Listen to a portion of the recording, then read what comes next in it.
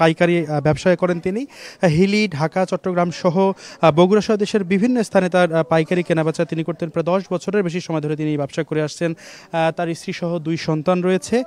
মূলত এই যে আশরাফুল, নিহত আশরাফুল, তার শ্যালক মজিদ আলী এবং মিন্টু, তারা যেটি জানিয়েছে যে গত 11 নভেম্বর রংপুরের প্রাইম হাসপাতালে আশরাফুল তার অসুস্থ বাবা আব্দুর রশিদকে দেখতে গিয়েছিলেন এবং সেখান থেকেই তার বন্ধু, প্রবাস ফেরত বন্ধু, মালয়েশিয়া ফেরত বন্ধু জারেস সহ ঢাকার উদ্দেশ্যে রওনা দেন এবং দুজনেই মূলত জারেজের সাথে এই আশরাফুল তিনি গিয়েছিলেন তাদের ব্যবসায়িক কালেকশন এবং অন্যান্য বিভিন্ন কাজে। মূলত এই জারেস মালয়েশিয়া থেকে এসেছেন 2 মাস আগে, এরপর থেকেই আশরাফুলের সাথে ব্যবসা পরিচালনা করে আসছেন।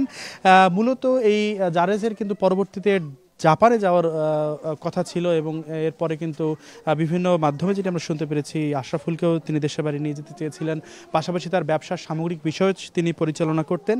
মূলত জারেজের সাথে এই 11 তারিখ ঢাকায় যাওয়ার পর 12 তারিখ পর্যন্ত কিন্তু তার পরিবারের সাথে, আশরাফুলের পরিবারের সাথে কিন্তু আশরাফুলের কথা হয়েছে এবং গতকাল মূলত সকাল থেকে কিন্তু আশরাফুলের পরিবারের সাথে আশরাফুলের যোগাযোগ বিচ্ছিন্ন হয় এবং আশরাফুলের স্ত্রী লাকি তিনি কিন্তু আশরাফুলের সাথে যোগাযোগ করার চেষ্টা করলে আশরাফুলের ফোন প্রথমে এই জারেস 2-3 বার রিসিভ করেছিলেন এবং তারপরেই কিন্তু এই আশরাফুলকে না পেয়ে আশরাফুলের স্ত্রী জারেসকে জিজ্ঞেস করেছিল যে এই আশরাফুল কোথায়। সে সময় জারেস কিন্তু প্রথমে বলেছিল যে আছে এবং পরবর্তীতে এই আশরাফুলের ফোন জারেস রিসিভ করে বলেছে যে এই ফোনটি সে ডাস্টবিনে ফেলে দিয়ে চলে যায় এবং তারপর থেকে আশরাফুলের খোঁজখবর পাওয়া যায় না। এই ঘটনার পরে কিন্তু আশরাফুলের স্ত্রী লাকি এবং তার যে এই আত্মীয় স্বজন রয়েছেন, বিশেষ করে লাকির ভাই মিন্টু, মজিদ আলী সহ, তারা এই বদরগঞ্জ থানায় জিডি করতে যান এবং সেখানে গিয়ে গতকাল সন্ধ্যার পরপরই তারা জানতে পারেন যে রাজধানীর হাইকোর্ট এলাকার একটি সড়কের সামনে থেকে নীল 2টি প্লাস্টিকের ড্রামে খণ্ড বিখণ্ডিত মরদেহ উদ্ধার করে এবং এই মরদেহ কিন্তু 26 টুকরো অবস্থায় ছিল। পরবর্তীতে ক্রাইম সিন ইউনিট সেটির পরিচয় শনাক্ত করার পরেই কিন্তু এই বাড়িতে এবং আত্মীয়স্বজনরা আসতে শুরু করেন এবং বাড়িতে এরপরেই মৃত্যুর ঘটনা নিশ্চিত হওয়ার পরে কিন্তু একটা শোকের মাতম দেখতে পাচ্ছি আমরা। তার আত্মীয়স্বজন, নিকটাত্মীয়, ছেলে মেয়ে সবাই কিন্তু শোক বিহবল হয়ে পড়েছেন। বারবার তার স্ত্রী, বাবা, মা সবাই কিন্তু মূর্ছা যাচ্ছেন। মূলত পরিবারের অভিযোগ হচ্ছে যে এই যে তার বন্ধু জারেস মালয়েশিয়া থেকে এসেছেন, মালয়েশিয়া থেকে আসার পর তার এই আশরাফুলের সাথে কিন্তু তার সামগ্রিক যোগাযোগ হচ্ছিল এবং তিনি জাপানে যাবেন জারেস, এজন্য আশরাফুলের কাছে কিছু টাকা পয়সাও চেয়েছিলেন। এই লেনদেনের কথাও কিন্তু আমরা পেয়েছি।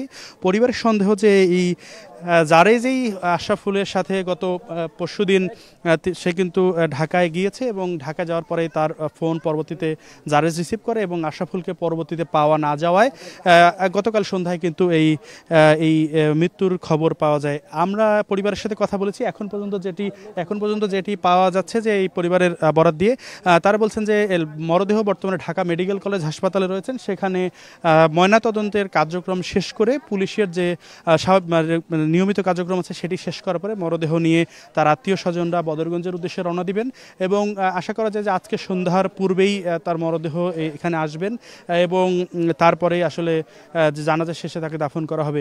মূলত পরিবারের পক্ষ থেকে যেটি বলা হয়েছে যে এই যে নৃশংসভাবে ব্যবসায়ী আশরাফুলকে হত্যা করা হলো, এটির আসলে তারা বিচার চান। তারা যেটি বলছেন যে আশরাফুল এলাকায় ব্যবসা করতেন এবং এলাকায় তার ভালো মানুষ হিসেবে তাকে সবাই চিনেন।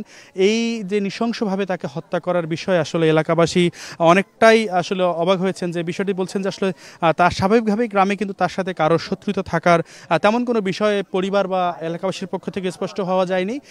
এলাকাবাসী যেটি বলছেন যে এই যে জারেস আসার পরে কিন্তু তার সাথে পারিবারিকভাবে সম্পর্ক 2 মাস থেকেই তাদের এই ব্যবসা বাণিজ্য নানাবিধভাবে কিন্তু তাদের মধ্যে কিন্তু এই পারিবারিকভাবেই কিন্তু যাতায়াত ছিল এবং আশরাফুলের স্ত্রী লাকি তিনি যেটি বলছেন যে এই যে ঢাকা যাওয়ার পর দিন পর্যন্ত কিন্তু তাদের সাথে যোগাযোগ হয়েছে এবং গতকাল সকাল থেকে আসলে তাকে পাওয়া যাচ্ছিল না। পরবর্তীতে জারেস কিন্তু 2-1 বার ফোন রিসিভ করেছিল। জারেস আশরাফুলের ফোন রিসিভ করে তার পরিবারকে জানিয়েছে, সবশেষ যেটি জানিয়েছে যে তার ফোনটি ডাস্টবিনে ছিল, সেখান থেকে কিন্তু সে জারেস পেয়েছে। পরবর্তী সময় কিন্তু জারেজেরও ফোন বন্ধ, আশরাফুলের ফোনটি বন্ধ রয়েছে। আমরা জারেজ জারেজের বাড়ি কিন্তু এই বদরগঞ্জের এই যে গোপালপুর ইউনিয়নের যে বাজার রয়েছে সেখানেই।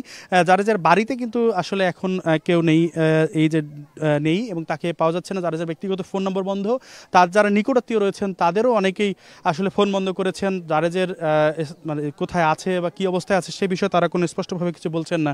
আমাদের বদরগঞ্জ থানার যে ভারপ্রাপ্ত কর্মকর্তা ওসি রয়েছেন আতিকুর রহমান, তিনি যে জানিয়েছেন যে গতকাল সন্ধ্যার পর ঢাকা থেকে খবর আসার পর তার পরিবারকে তারা জানায় যে এইভাবে তার মরদেহ ঢাকায় পাওয়া গিয়েছে এবং পরবর্তীতে তারা বিভিন্ন আইনি কার্যক্রম চালু করেছেন। বিশেষ করে এই পরিবারের পক্ষ থেকে যে অভিযোগটি উঠেছে যে জারেজের সাথে তিনি ঢাকা গিয়েছেন এবং ঢাকা থেকে তার দুজন একসাথে এক আবাসিক হোটেলে ছিলেন, যেটি আশরাফুলের পরিবার জানিয়েছে যে এই থাকার পরে আসলে জারেজ তার ফোন ব্যবহার করলো। একদিন থেকেই আসলে আশরাফুলকে পাওয়া যাচ্ছিল না।